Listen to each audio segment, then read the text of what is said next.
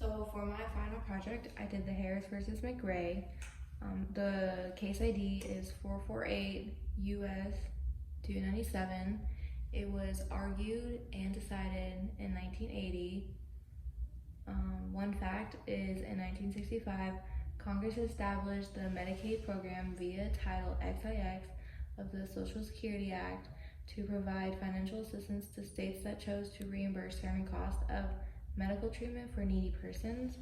Beginning in 1976, Congress passed a number of versions of the Hyde Amendment that limited the use of federal funds to reimburse the cost of abortions under the Medicaid program.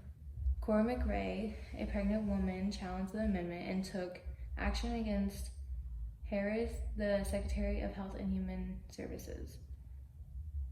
The constitutional question is, did the Hyde Amendment violate the right to privacy, the Due Process Clause of the Fifth Amendment, or the religion clauses of the First Amendment?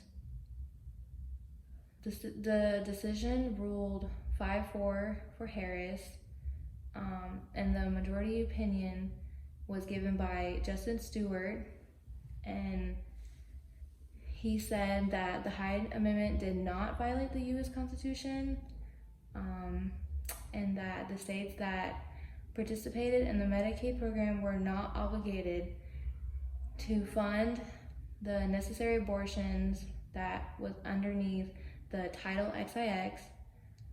And one of the questions that he stated was, does Title XIX require a state to fund the abortions if it is unavailable under the Hyde Amendment?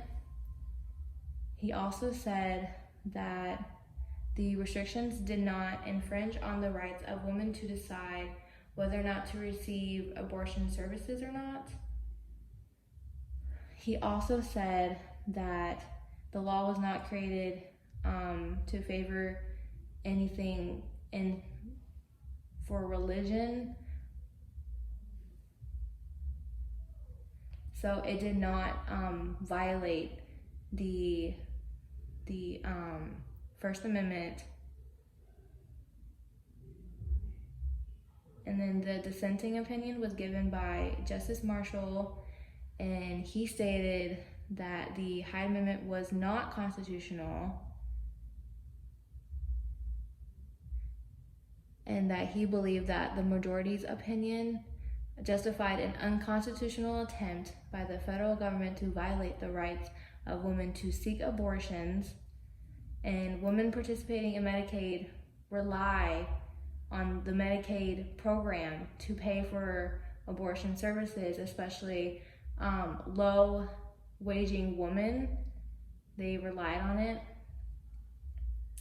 and the Hyde Amendment's denial of public funds abortions intrudes upon the constitutional protected decision that every citizen has.